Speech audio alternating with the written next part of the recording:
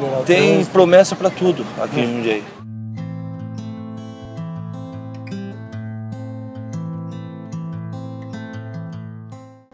Jundiaí, município localizado no estado de São Paulo, a 60 km da capital, está cercado pela Serra do Japi, entre outros municípios como a Várzea Paulista, Itupeva e Louveira. A cidade abriga cerca de 397.765 pessoas, de acordo com o censo do IBGE de 2014, apresentando um elevado grau de urbanização, com 95,7% da população morando na área urbana. Apresenta um PIB elevado, com o 8º lugar no estado de São Paulo e o 23º no país, além de um IDH muito alto com 0,82 de acordo com a ONU, tornando-se a 11ª melhor cidade para se viver no Brasil. A cidade de Jundiaí é uma cidade excelente, muito boa. Gosto muito. Mas questão de segurança, saúde, todas essas áreas que dependem do governo, ultimamente está bem ruim. A cidade possui uma posição estratégica em relação à logística de transporte de mercadorias das duas maiores cidades de São Paulo. Localizada entre a Grande São Paulo e Campinas, Jundiaí tem função importante em escoar e armazenar mercadorias destinadas ao comércio nacional.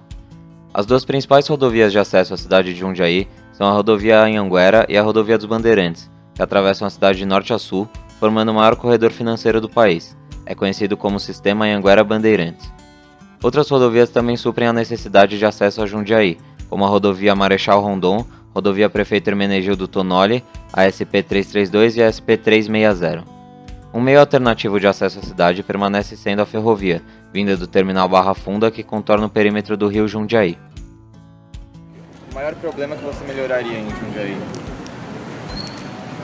O trânsito. É porque, como nós somos cidade do interior, eles classificam. Hoje eu mesmo não falo mais que Jundiaí é cidade do interior. É que a cidade é pequena, não tem o porte para abrigar tanto carro. Então hoje, olha, vocês estão vendo aí que é terrível. Eu melhoraria o trânsito.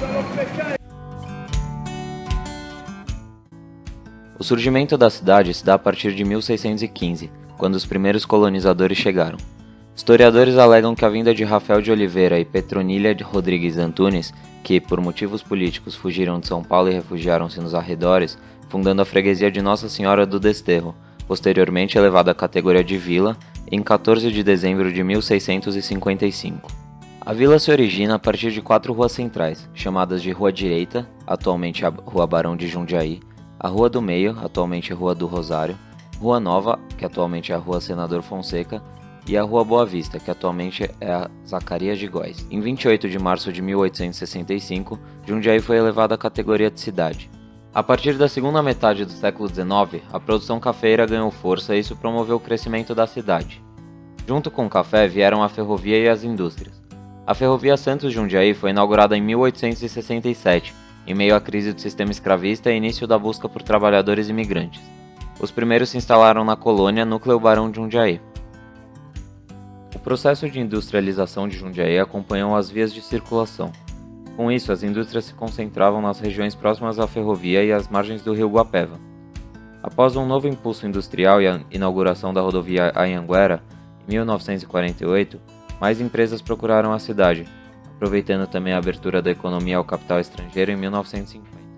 Foi nessa época que vieram para o município as indústrias metalúrgicas.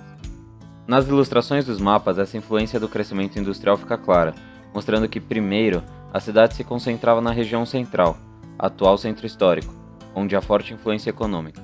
Ao passar dos anos, o crescimento da cidade, além de manter a hierarquia da influência da maior e mais antiga centralidade, começou também a crescer em torno de centros menores dentro de alguns bairros. O uso do solo em Jundiaí se deu de uma forma setorizada. As áreas de comércio cresceram em paralelo com o desenvolvimento da cidade, ligado às vias principais de circulação, e tem a maior predominância no centro histórico da cidade. No mapa, é visível a existência de 2 polos industriais, o antigo acompanhando a ferrovia e o novo entre as rodovias Anhanguera e Bandeirantes, no distrito industrial, criado pelo governo na década de 70, que tinha a intenção de atrair mais indústrias para a região.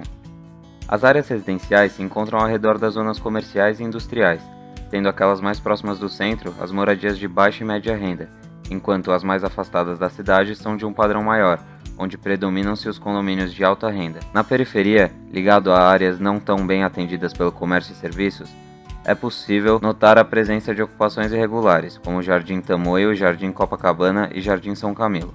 O projeto deles é exterminar todas as favelas. Então a prefeitura fez uns predinhos, tipo um Singapura, quase próximo ali. Então é questão de alguns meses para essa favela São Camilo exterminar. Por causa desse uso do solo, que apresenta certa segregação, alguns dos subcentros passaram a surgir e ganhar destaque. Por causa do crescimento intensivo da cidade, ela é dividida em 4 macrozonas. A macrozona urbana, que limita seu crescimento com leis específicas para atuação dentro do perímetro urbano, a macrozona de conservação rural, que atua e incentiva a produção agrícola, território de gestão da Serra do Japi e reserva biológica, que constam com áreas de preservação. Jundiaí destaca-se atualmente no desenvolvimento das áreas culturais, educacional, tecnológica, industrial e ambiental. A cidade possui um dos maiores parques industriais da América Latina, além da indústria do lazer, que também aquece a economia da cidade com a instalação de parques temáticos que atraem turistas e geram empregos. A cidade é bem atendida pelos equipamentos urbanos. Isso faz com que Jundiaí seja um exemplo na área de saúde para os municípios ao redor. Os equipamentos de saúde se espalham pela cidade e também ao longo de algumas vias que dão acesso à área rural, assim como na educação, que com auxílio das creches, há um reforço na educação básica das crianças. As escolas atendem bem à demanda de educação da população por estarem bem espalhadas pelo município, havendo uma predominância da área urbana. As áreas de assistência social são setorizadas pelas suas áreas de abrangência. Dessas áreas, destacam-se os centros de referência de assistência social que atuam em cada uma dessas áreas. Sobre os equipamentos esportivos, pode-se dizer que os centros esportivos não possuem uma concentração considerável. 11 dos centros existentes têm planos de receber obras ou intervenções. O transporte público de Jundiaí, apesar de equipado com uma frota de mais de 160 ônibus, funciona a partir de um sistema integrado de terminais. Com apenas 7 terminais em toda a cidade e poucos pontos de ônibus, o transporte público movimenta-se ligando os terminais, atendendo pouco às necessidades daqueles que precisam parar em pontos intermediários. Outro problema do transporte público é que alguns terminais são próprios para levarem para alguns pontos que existem na cidade. Então, o morador tem que pegar um ônibus no terminal específico para chegar aonde quer. O transporte público aqui é eficiente? Minha esposa usa diariamente. Ela fala que é muito ruim, pela qualidade de motorista e de quantidade de passageiro. Eles têm meta para chegar em terminal, então eles aceleram demais. A partir de 2014, o plano diretor passa por uma revisão, alegando que antes não havia participação popular, e com isso surgiram diversas propostas do plano diretor participativo, seguindo os seguintes objetivos.